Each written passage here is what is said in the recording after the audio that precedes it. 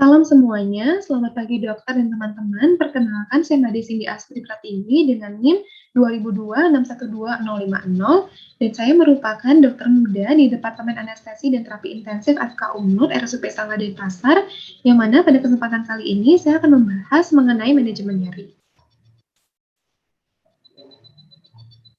Adapun pokok bahasan pada presentasi ini meliputi mekanisme nyeri, keuntungan dan kerugian instrumen nyeri, serta penanganan nyeri. Sebelum kita masuk ke pokok pembahasan, kita harus mengetahui apakah itu nyeri. Nyeri merupakan pengalaman sensorik ataupun emosional yang tidak menyenangkan yang disebabkan oleh karena adanya kerusakan jaringan atau kondisi yang berpotensi menyebabkan kerusakan jaringan. Yang penting kita ketahui mengenai nyeri ini adalah nyeri bersifat subjektif. Jadi ketika kita memberikan stimulus nyeri yang sama terhadap beberapa orang, mungkin saja respon yang ditimbulkan oleh beberapa orang tersebut akan berbeda, sehingga nantinya penanganannya pun akan berbeda. Kemudian masuk ke mekanisme nyeri sebagai pokok pembahasan yang pertama. Secara sederhana, mekanisme nyeri ini melalui 4 tahap, yaitu transduksi, transmisi, modulasi, dan persepsi. Yang pertama adalah transduksi. Ketika kita mendapatkan rangsangan nyeri, saraf aferen akan menerjemahkan stimulus ke dalam impuls nosiceptif. Hal ini akan dibantu oleh serabut saraf A-beta, delta, dan juga C, yang mana serabut yang berespons secara maksimal terhadap stimulasi non-noxious dikelompokkan sebagai serabut pengantar nyeri atau nociceptor. Serabut ini adalah A delta dan C. Lalu apa bedanya serabut A delta dan C? Serabut A delta ini lebih tebal, bermielin, dan kecepatannya 5-50 kali lebih cepat dibandingkan dengan serabut C. Ia seringkali dikaitkan dengan nyeri akut atau nyeri tajam. Sementara serabut C adalah kebalikannya. Ia kecil, kemudian tidak bermielin, lebih lambat, dan lebih cenderung kepada nyeri yang kronis ataupun nyeri yang tumpul. Kemudian setelah transduksi kita masuk ke tahap yang kedua, yaitu transmisi. Transmisi adalah penyaluran impuls ke cornu dorsalis medula spinalis. Hal ini juga dibantu oleh serabut saraf A delta dan serabut C sebagai nociceptor. Kemudian tahap yang ketiga adalah modulasi. Modulasi merupakan amplifikasi dari sinyal neural terkait dengan nyeri. Adapun literatur lain menyatakan bahwa pada modulasi ini terjadi proses interaksi antara analgetik endogen seperti serotonin, noradrenalin, atau endorfin, dan lain sebagainya dengan impuls nyeri. Dan kita masuk ke tahap yang terakhir, yaitu persepsi, yaitu hasil akhir dari proses interaksi, baik itu dari transduksi, transmisi, dan modulasi, hingga nantinya menimbulkan perasaan yang subjektif bagi pasien. Setelah kita membahas mekanisme nyeri secara sederhana, sekarang kita akan membahas bagaimana jalur nyeri di sistem saraf pusat. Untuk jalur nyeri ini sendiri dibagi menjadi 2 jalur, yaitu ascendance atau yang naik, dan descendance ketika turun. Pertama, kita akan membahas mengenai jalur nyeri di sistem saraf pusat secara ascendance pada gambar yang di sebelah kiri. Jadi secara ascendance, serabut saraf C dan A delta ini bersinaps di substansia gelatinosa dari cornu dorsalis medula spinalis. Kemudian impuls akan dibawa naik ke traktus spinothalamikus, yang mana traktus spinothalamikus ini dibagi menjadi 2, yaitu neospinothalamikus dan paleospinothalamikus. Ditinjau dari neospinothalamikus, ia akan bersinaps di nucleus ventroposterolaterales atau VVN thalamus dan berlanjut ke korteks somatosensorik gyrus postcentralis sebagai gyrus yang mengatur sensorik dari tubuh. Kemudian yang kedua, dari cabang paleospinothalamikus ini adalah suatu jalur difus yang mengirimkan kolateral-kolateral ke formasi retikularis batang otak dan struktur lain. Struktur lain ini dapat berupa hipotalamus atau limbik sebagai pusat emosi. Kemudian setelah dari ascendance kita akan turun, yaitu jalur nyeri di sistem saraf pusat secara descendance. Bagian pertama yang dilalui adalah substansia grisea periaqueductus atau PAG dan substansia grisea periventricle mesencephalon dan pons bagian atas yang mengelilingi dari aqueductus nucleus. Kemudian impuls akan dikirim ke nukleus rhemacus magnus atau NRM yang terletak di pons bagian bawah dan medula oblongata bagian atas dan nukleus reticularis para gigantocellularis atau PGL di medula lateralis. Kemudian ia akan dibawa turun, yang mana impuls ini akan ditransmisikan ke bawah menuju kolumna dorsalis medula spinalis, menuju ke suatu kompleks inhibitori nyeri yang terletak di cornu dorsalis dari medula spinalis. Kemudian kita masuk ke pokok pembahasan yang kedua, yaitu mengenai instrumen nyeri. Sebetulnya banyak sekali instrumen atau modalitas yang dapat kita gunakan untuk menilai nyeri itu sendiri. Namun pada presentasi ini kita akan fokus membahas dari visual analog scale, numeric rating scale, Wong-Baker phase scale, McGill-Penn Cushioner, dan Penn diary. Yang pertama adalah visual analog scale. Berikut ini merupakan gambar dari skala visual analog scale. Skalanya adalah linear yang menggambarkan secara visual gradasi tingkat nyeri yang mungkin dialami oleh pasien. Rentang nyerinya diwakili oleh garis panjang 10 cm, dapat disertai atau tanpa disertai tanda pada tiap sentimeternya. Jadi untuk prosedurnya nanti, pasien akan diberikan skala tersebut dan pasien diminta untuk menandai dengan memberikan titik pada garis tersebut, yang mana semakin ke kiri maka nyerinya akan semakin ringan atau bahkan paling kiri tidak ada nyeri, dan semakin ke kanan maka intensitas nyerinya akan semakin berat atau buruk. Kemudian nantinya pemeriksa dengan berbekal penggaris akan mengukur berapakah intensitas nyeri yang dirasakan oleh pasien. Untuk visual analog scale ini juga dapat dilakukan baik itu secara vertikal ataupun horizontal. Adapun kelebihan dari visual analog scale, ia sensitif dan cepat, bahkan tidak memerlukan waktu lebih dari 1 menit untuk mengisi dari visual analog scale. Ia mudah dipahami, murah untuk dibuat, dan sederhana. Kemudian ia dapat digunakan pada anak-anak dan dapat digunakan pada seluruh tipe nyeri, baik itu kronik maupun akut. Sementara untuk kekurangannya, sekalipun ia mampu untuk dilakukan pada anak-anak, namun anak-anak ini harus di atas 8 tahun. Pasien harus sadar dan kooperatif. Sebagai contohnya, pasien anak-anak yang berusia kurang dari 8 tahun, walaupun pasien tersebut sadar, namun ia tidak kooperatif dan tidak bisa memberikan respon apabila diberikan visual analog scale. Kemudian visual analog scale ini kekurangan juga tidak terlalu bermanfaat pada periode pasca bedah karena memerlukan koordinasi visual, motorik, dan juga konsentrasi. Hal ini sangat bergantung pada tingkat pemahaman pasien, sehingga pasien dengan gangguan kognitif sebaiknya tidak menggunakan visual analog scale. Kemudian pasien yang sudah tua akan sulit merespon grafik dari visual analog scale karena proses penuaannya. Kemudian hal ini juga dikaitkan dengan poin yang terakhir, yaitu pasien harus dapat melihat dengan jelas untuk menunjukkan titik nyerinya. Sehingga pasien yang mengalami penurunan fungsi visual atau menggunakan bola mata palsu seperti contohnya, sebaiknya tidak menggunakan visual analog scale. Kemudian yang kedua adalah numeric rating scale. Berikut ini merupakan gambaran dari skala numeric rating scale. NRS ini didasari oleh angka 1 hingga 10. Jadi ada juga berbentuk skala linear dengan masing-masing ada angkanya dari 0 hingga 10. Untuk interpretasinya 0 apabila tidak nyeri, 1 hingga 3 apabila nyeri ringan, 4 hingga 6 apabila nyeri sedang, dan 7 hingga 10 apabila nyerinya berat. Kemudian untuk numeric rating scale ini juga dapat dilakukan secara vertikal ataupun horizontal. Untuk kelebihannya, ia juga sensitif dan cepat, tidak memerlukan waktu lama, kemudian mudah dipahami, murah dan sederhana, lebih baik dibandingkan dengan visual analog scale untuk penilaian nyeri akut. Kemudian dapat digunakan pada pasien dengan gangguan kognitif yang ringan, kemudian lebih baik digunakan pada lansia karena pada proses numeric rating scale ini kita dapat menanyakan pada pasien tersebut dari skala 0 sampai 10 bagaimanakah respon nyerinya. Jadi pasien yang sudah lansia atau pasien yang tua tidak harus menandai dari skala numeric rating scale. Kemudian ia juga tidak membutuhkan pengukuran seperti visual analog scale, yang mana pada visual analog scale pemeriksa harus menggunakan penggaris untuk mengukur dari intensitas nyeri pada pasien. Sementara itu, kekurangan dari numeric rating scale ini adalah keterbatasan kata untuk menggambarkan rasa nyerinya. Terkadang pasien bingung bagaimanakah batasan nyeri ringan, nyeri sedang, ataupun nyeri berat itu sendiri. Dan ia juga terbatas untuk memilih respon yang sesuai karena angka skalanya itu 1 sampai 10 untuk nyerinya. Kemudian pasien dengan gangguan kognitif sedang hingga berat akan mengalami kesulitan untuk memilih skala nyerinya. Kemudian yang ketiga adalah Wong-Baker phase scale. Berikut ini merupakan gambaran dari Wong-Baker phase scale. Jadi untuk WBFS ini kita melakukan evaluasi yang dilakukan dengan memilih wajah yang menggambarkan bagaimana perasaan nyeri pasien. Skala wajah ini mencantumkan juga skala angka dalam setiap ekspresi nyeri, sehingga intensitas nyerinya dapat didokumentasikan. Jadi pada skala ini dapat kita lihat skala 0 yaitu tidak nyeri, pasien digambarkan dengan gambar tersenyum. Kemudian masuk ke skala 4 yaitu heart little more, ini pasiennya terlihat netral, sementara semakin berat itu pada skala 10, pada gambar ekspresi yang paling kanan, bahkan pasien sampai menangis. Jadi nanti untuk pengukuran nyerinya kita lihat dari ekspresi pasien terhadap nyerinya.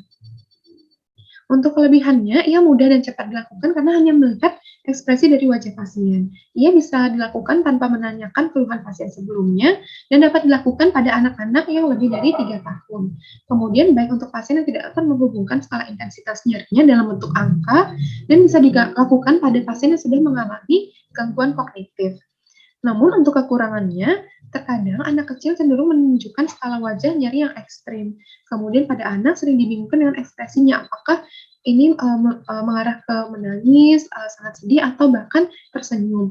Kemudian lebih cocok untuk menilai kualitas afektif nyeri dibandingkan dengan intensitas nyerinya, karena kita menilai dari ekspresi wajahnya, sehingga lebih menunjukkan ke sisi emosional dibandingkan dengan sensoriknya. Kemudian yang terakhir, yaitu pasien yang tidak nyeri, tadi digambarkan dengan orang tersenyum. Namun bisa saja pasien yang tidak nyeri juga menunjukkan wajah yang netral, sehingga untuk pasien yang tidak nyeri ini terkadang terjadi bias apakah skalanya 0 atau skalanya 4. Kemudian beranjak ke instrumen yang keempat yaitu McGill Pain Questionnaire. McGill Pain Questionnaire ini terdiri atas 4 bagian, yaitu gambar nyeri, indeks nyeri, pertanyaan mengenai nyeri terdahulu, dan indeks intensitas nyeri saat ini. Ia memiliki 78 kata sifat yang dibagi menjadi 20 kelompok. Setiap set mengandung 6 kata yang menggambarkan kualitas nyeri. 1 hingga 10 merupakan nyeri sensorik, jadi bisa saja digambarkan apakah nyerinya tumpul, tajam, tertusuk, terbakar, dan lain sebagainya. Kemudian 11 hingga 15 menggambarkan nyeri afektifnya, yaitu seperti contohnya apakah pasien merasa ketakutan akan nyerinya, kemudian apakah pasien merasa cemas ataupun merasa seperti dihukum oleh karena nyerinya. Kemudian 17 hingga 20 adalah keterangan lain terkait dengan kondisi nyerinya. Untuk McGill Pain Questionnaire ini dapat kita lihat selain memeriksa sensorik, ia juga memeriksa afektif, yang berarti McGill Pain Questionnaire ini bersifat multidimensional. Untuk kelebihannya tadi itu multidimensional karena mengukur intensitas dan juga afektif nyeri, sehingga tidak hanya memenuhi kriteria dari sensorik, namun juga memenuhi kriteria dari emosional. Kemudian dia dapat menyediakan data kualitatif dan juga kuantitatif karena dari McGill Pain Questionnaire ini nantinya akan dilakukan scoring terhadap skala-skala tersebut untuk menentukan kuantitatif nyeri dari pasien. Kemudian ini dapat dilakukan untuk nyeri akut maupun kronis, dan karena McGill Pain Questionnaire ini seringkali digunakan pada penelitian-penelitian, sehingga ia sudah bersifat reliable dan valid. Namun untuk kekurangannya, ia memerlukan cukup waktu, yaitu 10-15 menit, karena begitu banyak pertanyaan yang diajukan kepada pasien. Dibutuhkan konsentrasi penuh dan atensi pasien untuk menyelesaikan kuesionernya, agar tidak salah atau tidak bias, dan terkadang juga terjadi kesulitan pasien untuk mengartikan deskripsi nyerinya. Seperti contohnya, pasien tidak mengerti apa itu deskripsi nyeri tumpul, nyeri terbakar, kemudian nyeri tertusuk, terkadang akan sulit untuk mengisi dari McGill Pain Questionnaire. Kemudian modalitas atau instrumen nyeri yang kelima atau yang terakhir yaitu pain diary. Jadi untuk pain diary ini adalah catatan atau diari mengenai pengalaman pasien dan perilakunya terhadap nyeri. Pasien diminta untuk melengkapi buku hariannya sesering mungkin dan dibawa pada saat kontrol nyeri. Berikut ini merupakan gambaran dari pain diary. Jadi terdapat tanggal, kemudian intensitas nyerinya dari 0 hingga 10, kemudian diarinya berisi waktu pengisian, kemudian lokasi nyerinya di mana, lalu apa aktivitas yang dilakukan pada saat nyeri tersebut timbul, lalu apakah pasien mengambil obat-obatan tertentu, lalu apakah ada treatment lain selain farmakologi, lalu setelah itu apakah nyerinya mau membaik atau tidak, lalu bagaimana perubahan nyerinya setelah dilakukan treatment, dan apakah ada masalah atau efek samping yang terjadi pada saat pasien menjalani treatment tersebut. Selanjutnya, untuk pain diary ini memiliki beberapa kelebihan, yaitu laporannya dapat membantu kita memantau variasi status penyakit pasien sehari-harinya. Karena bisa saja pada tanggal 1 pasien memiliki intensitas nyeri yang begitu tinggi. Namun karena sudah mengambil treatment, pada tanggal 2 bisa saja intensitas nyerinya menurun. Kemudian dengan pain diary kita juga dapat menilai respon pasien terhadap terapi dari hari ke hari, lalu mencatat intensitas nyerinya dan kaitannya dengan perilakunya, baik itu aktivitas yang dilakukan pasien pada saat nyeri tersebut timbul, dan hingga saat ini pain diary juga sudah dikembangkan melalui media elektronik. Namun untuk kekurangannya, ia akan sulit dilakukan pada pasien geriatrik karena proses penuaan, karena pada pasien geriatrik cenderung sudah mengalami demensia ataupun gangguan kognitif lainnya. Kemudian pasien juga harus patuh dan konsisten untuk mengisi diari nyerinya, sehingga kita bisa mengetahui secara detail bagaimanakah perubahan atau membantu pemantauan kita terhadap variasi nyerinya dari hari ke hari. Sekarang kita masuk ke pokok pembahasan yang ketiga, yaitu mengenai penanganan nyeri. Prinsipnya untuk penanganan nyeri ini, kita tidak boleh memberikan obat sebelum pasien memang benar-benar memerlukan obat tersebut. Pasien harus tepat diagnosis, modalitas pengobatan harus benar, dapat menggunakan modalitas ganda atau multimodal, pengobatannya konsisten, dan diusahakan per orang terlebih dahulu dibandingkan dengan rute pemberian obat lainnya. Kemudian yang terpenting di sini adalah nyeri menggunakan 3-step ladder analgesik WHO. Kemudian harus ditentukan jenis dan dosis obat secara individual karena tadi nyeri bersifat subjektif sehingga pasien A dan pasien B bisa saja responnya berbeda sehingga penanganannya pun akan berbeda. Kemudian kita juga harus mencermati bagaimana perubahan keadaan pasien dengan menggunakan instrumen-instrumen yang telah dijelaskan sebelumnya. Nah, berikut ini pada sisi kanan merupakan gambaran dari modalitas 3-step ladder analgesik WHO. Apabila nyeri akut, maka kita akan mulai dari tangga ketiga, yaitu menggunakan opioid untuk nyeri yang moderate atau severe, dapat ditambah juga non-opioid atau adjuvan. Kemudian apabila nyerinya sudah mau menurun, kita turun ke tangga yang kedua, yaitu memberikan opioid untuk nyeri yang mild atau moderate, dapat ditambah atau tidak dengan non-opioid dan juga adjuvan. Kemudian apabila nyerinya sudah mau menurun juga, maka kita akan turun lagi ke tangga yang ke-1, yaitu dengan memberikan non-opioid dan dapat ditambah atau tidak dapat ditambah dengan adjuvan. Namun untuk nyeri kronik di sisi lain akan sedikit berbeda dengan nyeri akut, di mana pada nyeri akut kita mulai dari 3, 2, 1, sementara untuk nyeri kronik kita mulai dari tangga pertama, lalu naik ke tangga kedua apabila nyerinya semakin berat, dan naik ke tangga ketiga apabila nyerinya lebih berat lagi. Pertama, kita akan membahas mengenai non-opioid paracetamol. Paracetamol merupakan analgesik dan antipiretik, namun ia tidak memiliki efek antiinflamasi. Ia merupakan analgetik non-opioid yang paling aman dan seringkali digunakan pada pasien. Karena ia paling aman, ia bisa digunakan pada pasien bayi, pada pasien orang tua, atau geriatri, atau bahkan ibu hamil sekalipun. Namun, ia metabolismenya sebagian besar di hepar, sehingga harus diperhatikan pada pasien yang mengalami gangguan hati, karena paracetamol ini juga dapat bersifat hepatotoksik. Kemudian non-opioid yang lain adalah NSAID atau non-steroid anti-inflammatory drugs. Jadi untuk NSAID ini ada COX-2 inhibitor dan ada yang COX-1 inhibitor. Sesuai pada bagan, jadi COX-2 selektif ini contohnya adalah celecoxib. Ia dapat meningkatkan resiko dari kardiovaskular, namun menurunkan resiko efek samping dari gastrointestinal.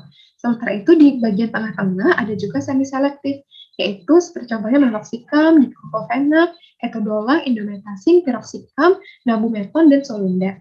Ia cara kerjanya meningkatkan afinitas COX-2, tapi dapat juga menahan dari aktivitas COX-1. Kemudian ia memiliki peringatan untuk penggunaan pada risiko kardiovaskular.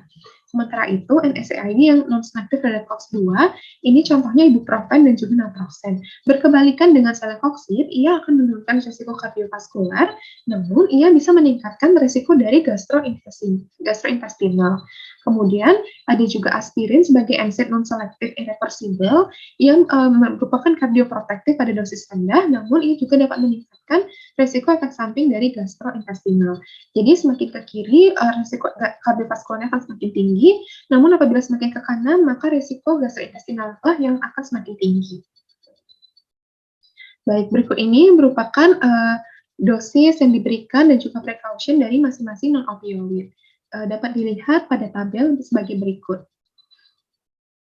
Sekarang kita masuk ke opioid. Opioid ini dibagi menjadi opioid lemah dan opioid kuat. Opioid kuat ini cenderung memiliki efek agonis saja, sehingga ia akan memiliki efek yang kuat. Sementara untuk opioid lemah merupakan opioid yang parsial karena selain memiliki efek agonis, ia juga memiliki efek antagonis terhadap reseptor opioid itu sendiri, sehingga efeknya tidak akan sekuat atau tidak akan sebaik dari opioid kuat. Untuk masing-masing contohnya, beberapa contohnya dari opioid lemah seperti codein dan tramadol, sementara untuk opioid kuat, contohnya adalah morfin dan fentanyl. Baik, berikut ini merupakan dosis obat opioid yang digunakan pada pasien dewasa yang tertera pada tabel sebagai berikut. Sementara ini merupakan dosis opioid yang digunakan pada pasien anak-anak yang tertera pada tabel yang dapat dilihat pada sel presentasi sebagai berikut. Kemudian kita masuk ke analgetik adjuvan. Analgetik adjuvan ini adalah analgetik sebagai obat tambahan dari modalitas yang awal. Untuk kortikosteroid ia bersifat antiinflamasi, antiemetik, dan juga dapat meningkatkan nafsu makan pada pasien yang mengalami kaheksia atau anoreksia. Kemudian antikonvulsan ini seperti contohnya yang sering digunakan adalah gabapentin atau pregabalin yang seringkali digunakan pada nyeri-nyeri neuropatik. Namun ini harus di-aware pada pasien yang mengalami atau menjalani kemoterapi atau radioterapi. Kemudian antidepresan seperti salah satu contohnya adalah amitriptilin juga sering digunakan pada nyeri neuropatik, dan ia juga memiliki efek terhadap analgetik. Kemudian neuroleptik ini juga dapat bersifat ansiolitik sehingga ia dapat digunakan pada pasien-pasien yang mengalami stres berlebihan terhadap nyerinya. Kemudian psikostimulan juga dapat diberikan sebagai analgetik adjuvan, yang mana ia dapat menekan efek sedasi dari opioid apabila dari penurunan atau dari dosis titrasi opioid sendiri tidak berhasil untuk menurunkan sedasinya, sehingga bisa diberikan psikostimulan. Baik, berikut ini merupakan sumber-sumber pustaka yang digunakan pada presentasi sebagai berikut. Baik, demikianlah presentasi mengenai manajemen nyeri yang dapat saya sampaikan. Mohon maaf apabila ada kesalahan yang disengaja ataupun tidak. Semoga presentasi ini bermanfaat. Sekian dari saya, terima kasih banyak.